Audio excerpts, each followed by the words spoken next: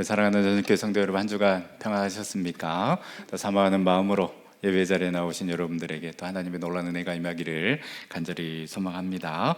저희가 하나님의 자녀 시리즈라는 주제로 말씀을 묵상하고 있는데요, 우리가 하나님의 자녀로서 거룩한 자의 삶을 살아가고 또 전도하는 자의 삶을 살아가고 감사하는 자의 삶을 살아가야 함을 저희가 묵상을 했고요.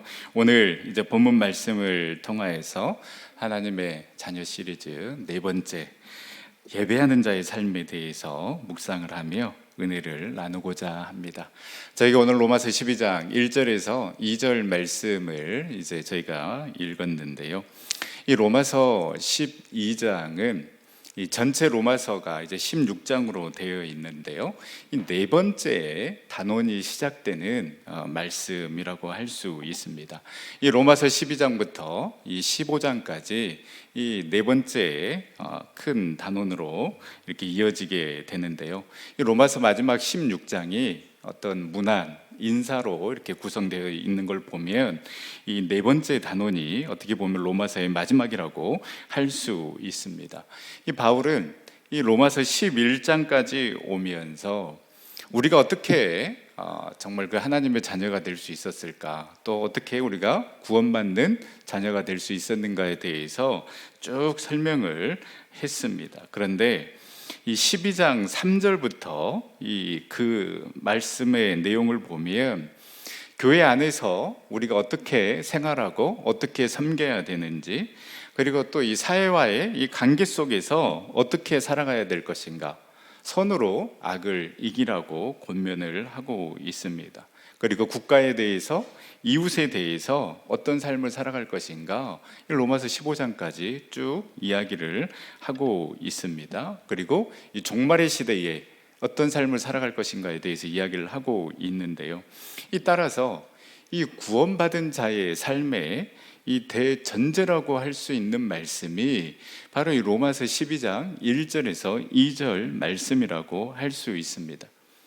이 로마서 12장 1절에서 2절 말씀의 삶을 우리가 살아가지 못하면 그 이후의 3절부터 나오는 교회 생활, 사회 생활, 그리고 또 모든 신앙 생활, 그리고 종말을 살아가는 이 시대의 우리의 삶도 다 무너진다라고 보면 됩니다. 우리가 자주 하는 말이 기본이 참 중요하다라는 말을 많이 합니다. 신앙생활에도 그렇고요, 또 사회생활에도 그렇습니다. 뭔가를 배울 때 우리 늘 선생님이 하시는 말씀, 그리고 또 이 사수가 하는 말씀, 이야기가 있지 않습니까? 기본이 중요하다라고 말을 합니다. 지금 이제 카타르에서 이 월드컵이 진행이 되고 있는데요, 지난주에 여러분들이 다 아시는 것처럼 최대의 이변인 경기가 두 경기가 있었습니다. 이 사우디가 아르헨티나를, 그리고 일본이 독일을 2대1로 꺾는 이긴 경기였습니다. 이 두 나라가 똑같이 전반전은 1대0으로 지고 있다가 후반전에 이 두 골을 넣어서 역전을 했는데요, 특별히 이 사우디가 우승 후보인 아르헨티나를 이겼을 때는 모든 월드컵을 통틀어서 최대 이변이라고까지 했습니다. 이 사우디나 일본이 잘하기도 했지만은요, 그냥 제가 드는 생각은 이 아르헨티나 그리고 독일이 이 두 나라 선수들을 얕잡아 봤다라는 그런 생각이 들었습니다. 여러분, 스포츠의 기본은 최선을 다하는 것 아니겠습니까? 공은 둥글기 때문에 어떤 일이 일어날지 모르는 게 이 스포츠이고 축구인데, 아마 이 아르헨티나나 독일 선수들 가운데는 뭐 사우디나 일본은 그냥 뭐 대충 해도 이기겠다라는 그런 그 생각이 아니란 생각이 있었던 것 같습니다. 아르헨티나가 피파 랭킹 3위고요, 독일이 11위이지만 사우디는 51위입니다. 그리고 일본은 24위였는데요. 여러분, 선수들의 몸값만 해도 아르헨티나 선수들의 몸값이 사우디의 25배, 그리고 독일 선수들은 일본의 6배가 되는 그러한 어마어마한 선수들이 포진되어 있었지만은요, 그러나 여러분, 축구는 개인 역량도 중요하지만 조직력입니다.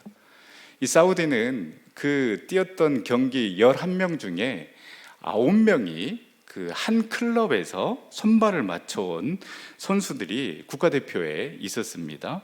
그리고 일본도 이 독일에서 뛰는 선수들이 7명이나 있었다고 들었습니다.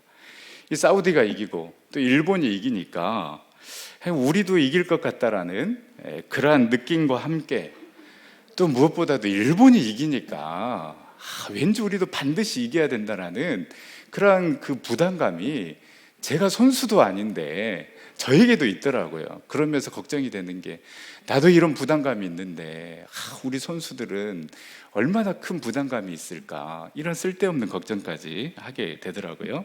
목요일 날 아침에 저희 이제 목회자들과 이제 직원들이 이제 함께 모여서 매일 경건회를 합니다. 그래서 찬송가 한 곡 부르고 또 말씀 몇 구절 읽고 이제 우리 목사님들이 돌아가면서 기도를 하는데요.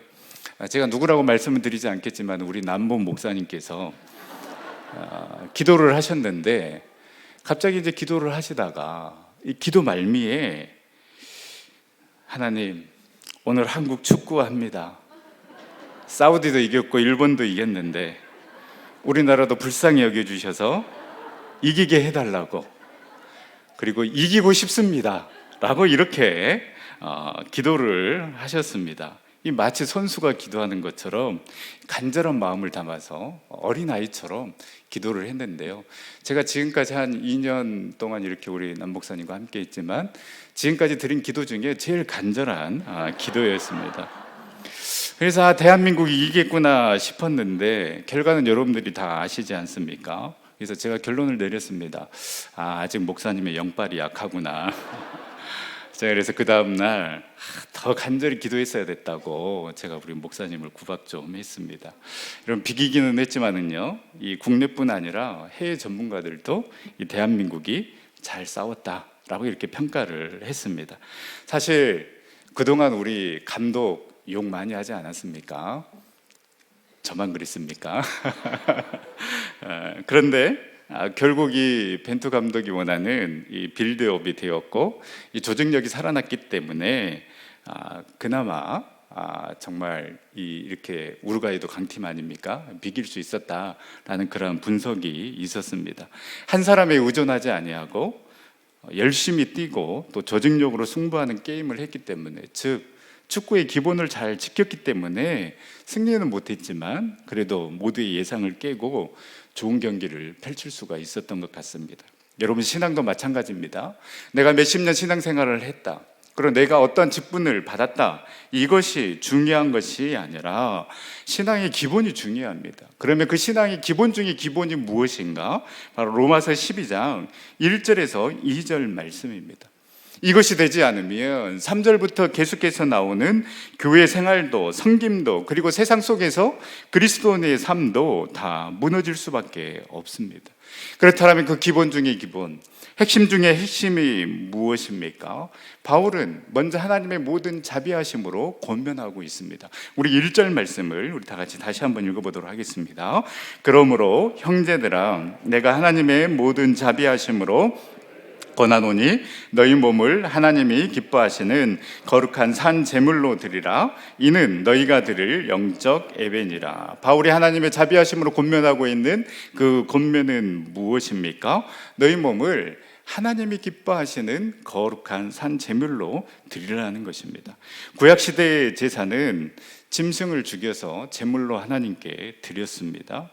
그래서 그 제물이 완전히 태워져서 연기로 하나님 앞에 올려졌을 때에 하나님께서는 그 연기를 흠양하시고 그 사람의 죄를 대신 사해 주시는 것이 바로 구약의 제사였습니다. 즉 온전한 죽음이 있을 때에 비로소 제사를 드리는 그 사람의 죄가 사해질 수 있었던 것처럼, 여러분, 제물은 드림이고 바침이고 온전한 헌신을 의미합니다.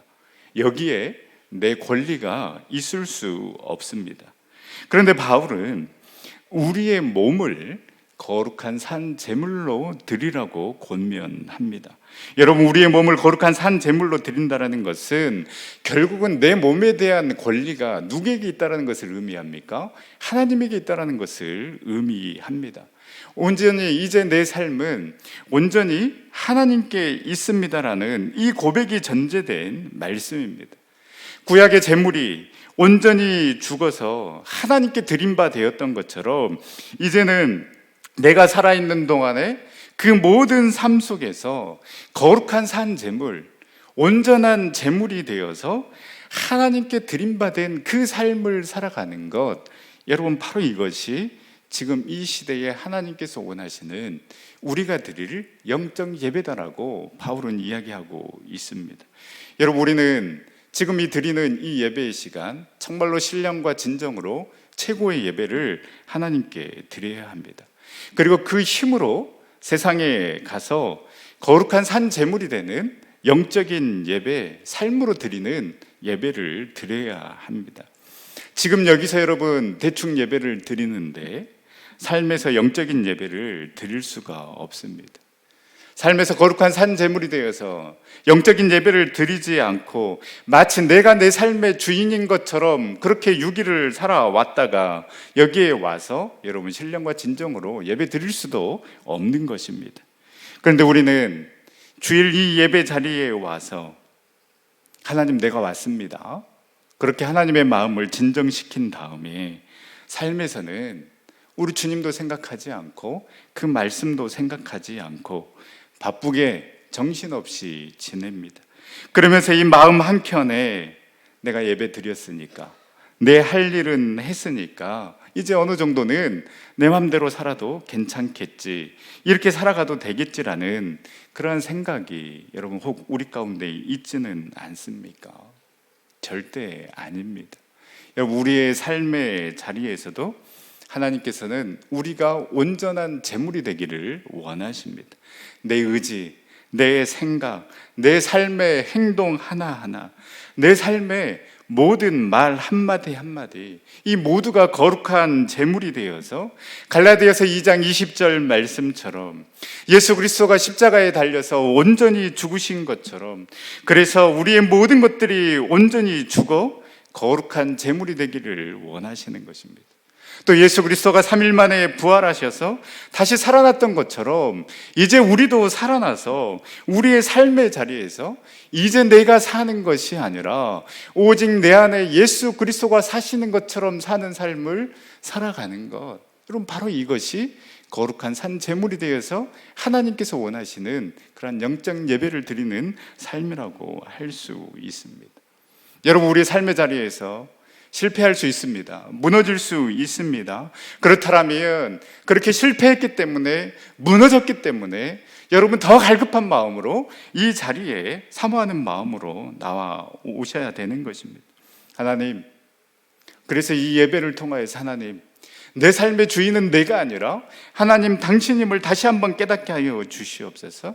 주님이 힘을 주시고 능력을 주셔서 다시는 무너지지 않게 해달라고, 다시는 이 세상과 타협하지 않게 하여 주시고 다시는 나약한 사람처럼 살지 않게 해달라고, 그렇게 매달리는 심정으로 주 예수의 나를 불쌍히 여겨 주시옵소서라고 외쳤던 그 성경의 사람들처럼 갈급한 마음으로, 사모하는 마음으로, 실패했기 때문에, 무너졌기 때문에 더 갈급한 마음으로 이 예배 자리를 나와서 하나님의 은혜를 구해야 하는 것입니다.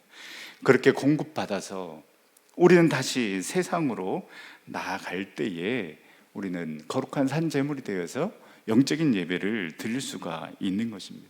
여러분, 이 하나님의 임재는 이 성전에만 임하는 것이 아니라 온 우주에 가득하고 우리 모든 삶의 자리에 우리 하나님께서 임재하고 계시기 때문에 여러분, 우리의 삶의 모든 순간순간이 거룩한 산 제물이 되어야 되고 모든 삶의 순간순간이 예배가 되어야 하는 것입니다. 그래서 여러분, 우리는 분명히 기억해야 합니다. 한정된 시간과 장소로만 이 하나님의 임재를 인식한다면 삶이 거룩해지는 그 시간과 장소가 아주 제한되어 버리는 것입니다. 그래서 여러분이 하나님의 임재를 이 성전에만으로 우리가 제한시키고 그 하나님의 만나는 시간을 이 예배 시간으로만 제한시켜 버린다면 우리의 삶이 거룩해지는 시간, 그 하나님을 만나는 시간과 장소도 아주 제한되어 버리는 것입니다. 그렇게 되면 우리의 삶의 자리에서 우리는 영적인 예배를 드릴 수가 없고 우리는 그 삶의 자리에서 하나님의 임재를, 하나님의 능력을 경험하지 못하는 그런 삶을 살아가게 되는 것입니다. 우리 하나님은 살아계신 하나님이십니다. 어느 곳에서나 역사하시고 임재하시는 그 하나님을 우리가 섬기고 있는데 왜 하나님을 우리는 한정된 장소, 한정된 시간에만 가둬버리는 그러한 어리석음을 범해야 하는 것입니까? 여러분, 왜 하나님께서 솔로몬이 지은 그 너무나도 영광스럽고 장엄한 성전을 왜 무너뜨려 버리셨습니까? 솔로몬이 성전 봉헌식 때 드린 그 기도를 듣고 하나님께서는 이렇게 말씀하셨습니다. 열왕기상 9장 3절 말씀에 보면 여호와께서 그에게 이르시되 내 기도와 내가 내 앞에서 간구한 말을 들었은즉 나는 네가 건축한 이 성전을 거룩하게 구별하여 내 이름을 영원히 그곳에 두며 내 눈길과 내 마음이 항상 거기에 있으리니. 하나님께서 너무나도 흡족해 하셨습니다. 그래서 그 솔로몬이 드린 그 기도를 다 들으시고 하나님께서 축복해 주셨습니다. 이 성전을 거룩하게 구별하여 내 이름을 영원히 그곳에 두며 내 눈길과 내 마음이 항상 이 성전에 있겠다라고 하나님께서는 약속하셨습니다. 그런데 이스라엘 백성들은 이 하나님을 성전 안에만 가두어 버렸습니다. 한정된 시간, 그 한정된 장소에만 하나님의 임재를 경험하라고 했기 때문에 그들은 그 삶의 자리에서 하나님을 인정하지 않았고 하나님을 찾지 않았고, 그렇기 때문에 그 삶의 자리에서 그들은 타락하고 무너질 수밖에 없었던 것입니다. 그래서 하나님은 성전보다 더 크신 하나님이시기 때문에 이 성전 안에서만 하나님을 예배하고 섬기렸던 그 백성들, 그리고 이 성전 자체가 우상이 되어버린 그 백성들을 깨우치기 위해서 하나님께서는 그들이 그토록 자랑하는 그 성전을 무너뜨리신 것입니다. 여러분, 우리도 우리의 삶의 자리에 하나님의 도움이 필요하지 않습니까? 여러분, 우리의 삶의 자리에서 그 하나님의 임재를 경험해야 되지 않겠습니까? 하나님의 임재가 필요하고 하나님의 능력이 필요합니다. 하나님의 도우심이 필요하고 하나님의 손길이 필요합니다. 그런데 이 성전에만 우리 하나님을 가두어 놓아버리면 여러분, 우리의 삶의 자리에서 어떻게 하나님의 임재를 경험하겠습니까? 어떻게 우리의 삶의 자리에서 하나님의 능력을 경험하며 우리가 살아갈 수 있겠습니까? 저와 여러분들이 이제는 하나님이 기뻐하시는 거룩한 산 제물이 되어서 우리의 삶의 자리에서도 온전히 하나님을 찾고 온전히 하나님의 임재를 사모하며 하나님을 예배하는 우리 전생의 모든 식구들이 다 될 수 있기를 간절히 소망합니다. 성전 안에만 계시는 하나님, 일주일에 한 번 만나는 그 하나님, 그래서 일주일에 한 번 예배드리는 그 삶으로 만족하는 삶이 아니라 우리의 삶 속에서 우리의 어느 곳에서든지 역사하시고 임재하고 계시는, 그래서 그 하나님의 주권을 인정하며 하나님이 내 삶의 주인임을 고백하며 온전히 하나님을 예배하는 그런 거룩한 예배자의 삶을 살아가는 저와 여러분들이 될 수 있기를 간절히 소망합니다. 이렇게 거룩한 산 제물로 하나님께 영적 예배를 드리는 자의 삶은 당연히 하나님을 본받고 하나님을 따를 수밖에 없습니다. 그렇다면 우리는 우리의 삶의 자리에서 어떻게 영적인 예배를 드리는 자가 될 수 있을까? 우리 2절 말씀 다 같이 함께 읽겠습니다. 너희는 이 세대를 본받지 말고 오직 마음을 새롭게 함으로 변화를 받아 하나님의 선하시고 기뻐하시고 온전하신 뜻이 무엇인지 분별하도록 하라. 우리의 삶의 자리에서 거룩한 산제물이 되어서 우리가 영적인 예배를 드리기 위해서는 이 세대를 본받지 말고 마음을 새롭게 함으로 변화를 받아 하나님의 선하시고 기뻐하시고 온전한 뜻이 무엇인지 분별하는 삶을 우리는 살아가야 하는 것입니다. 이 영어 성경을 보면 좀 더 의미가 확실한데요, 이 NIV 성경에는 이렇게 기록이 되어 있습니다. 쭉 여러분 보시길 바랍니다. 너희는 이 세상의 패턴에 더 이상 동화되지 말고 오직 너희의 생각을 새롭게 함으로 변화를 받아. 트랜스폼, 완전히 변화가 되어서 하나님의 선하시고 기뻐하시고 온전한 뜻이 무엇인지를 분별해야 하는 것입니다. 여기에서의 컨펌은 따르다, 순행하다, 그리고 순응하다, 유행을 따라가다라는 의미입니다. 여러분, 이 세상에 패턴이 있습니다. 마치 붕어빵을 찍어내는 그 틀처럼 모든 사람들이 똑같이 바라보고 그것을 얻으려고 달려가는 똑같은 방법이 있습니다. 여러분, 그것이 무엇입니까? 돈입니다. 부동산입니다. 학벌입니다. 인맥입니다. 쾌락이고 즐거움입니다. 여러분, 이것들이 우선순위가 되어서 하나님보다 더 사랑하게 만들고 온통 관심을 그쪽에 두게 합니다. 그래서 사탄은 계속해서요, 하나님의 자녀인 우리를 그 세상의 그 똑같은 틀, 똑같은 패턴으로 우리를 유혹합니다. 그래서 그 방법대로, 그 패턴대로 살아가지 않으면 마치 실패한 사람들처럼, 뒤처지는 그러한 사람처럼 우리를 각인시키고 있는 것입니다.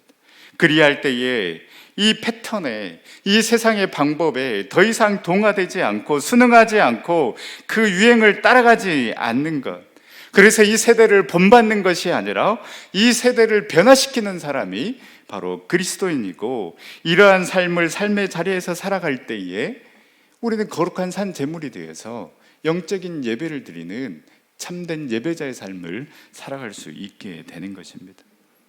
사랑하는 전성교회 성도 여러분, 여러분 세상의 패턴에 익숙하십니까? 아니면 하나님의 말씀에 익숙하십니까? 여러분 세상이 알려주는 방법을 열심히 따라하고 있습니까? 아니면 하나님께서 깨닫게 해주시는 그 방법을 열심히 따라하고 있습니까? 여러분, 하나님의 방법으로도, 하나님의 말씀으로도 얼마든지 이 세상 가운데 살아갈 수 있음을 보여줄 수 있는 그러한 진정한 전성의 성도님들이 다 될 수 있기를 간절히 소망합니다. 이 세대를 본받지 말라라는 이 말씀은 여러분 소속의 문제입니다.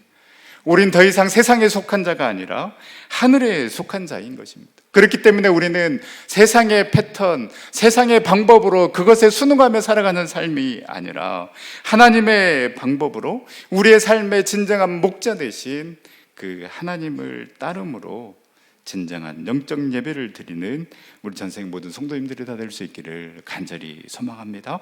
이렇게 우리가 이 세상의 패턴에 동화되지 않기 위해서는 다른 방법이 없습니다. 오직 마음을 새롭게 함으로 변화를 받아야 하는 것입니다. 완전히 새롭게 트랜스포머가 돼야 되는 것입니다. 그래서 이 트랜스포머는 변형시키다, 이 성질이나 기능, 구조 등을 완전히 바꾸다라는 그런 의미가 있는 것입니다. 우리가 얼마나 아니란 생각을 하면서 살아가고 있습니까? 내가 말씀을 어느 정도 아는데, 내가 교회 생활, 믿음 생활 어느 정도 해봤는데, 여러분 그래서 어떻습니까? 여러분들의 가정에서, 여러분들의 직장에서 말씀이 내 삶을 지배해서 그 말씀대로 살아가고 있습니까? 하나님이라면 어떻게 했을까 고민하며 그 하나님의 방법대로 살아가고 있습니까? 원수도 사랑하라고 우리 예수님께서는 말씀하셨는데, 우리는 내 기분 나쁘게 했다고, 내 감정 상하게 했다고 절대 용서하지 못하고 먼저 손 내밀지 못하고 있지 않습니까? 두려워 말라고 하셨는데 그렇게 이 자리에 나와서는 기도하고 일어서는 순간 두려워하고 걱정하기 시작합니다.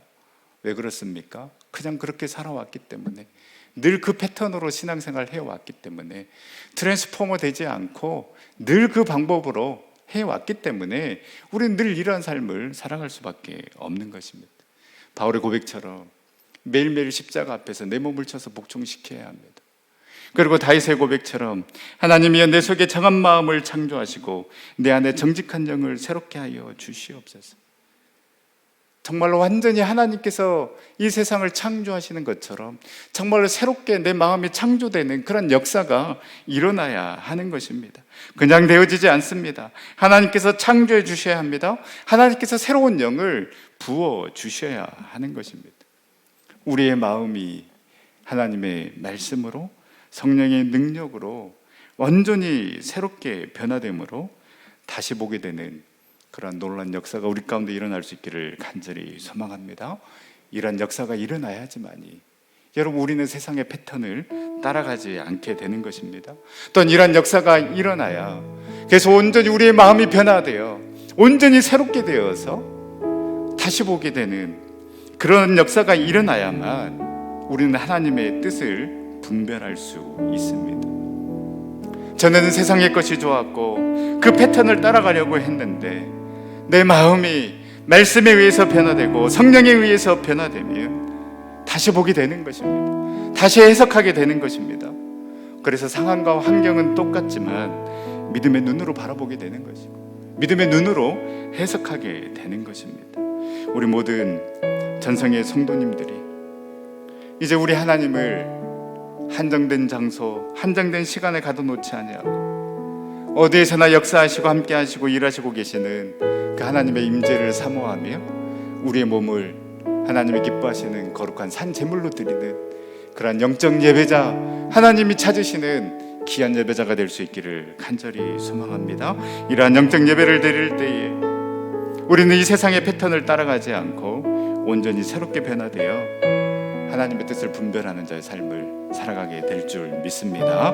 우리 시간 함께 찬양하며 기도의 자리로 나아갈 때에 주님, 우리가 우리 하나님을 이 성전 안에 가다 놓는 자가 아니라 어느 곳에서 역사하시고 일하고 계시는 그 하나님의 임재를 사모하는 그런 영적 예배자 되게 하여 주시옵소서. 그래서 이 세대를 본받는 자가 아니라 변화시키는 자가 되게 하여 주시고 늘 새롭게 변화되어 주님의 뜻을 분별하는 자 삶 살아가게 하여 주시옵소서. 우리 그 마음을 담아 함께 찬양하며 기도의 자리로 나가도록 하겠습니다.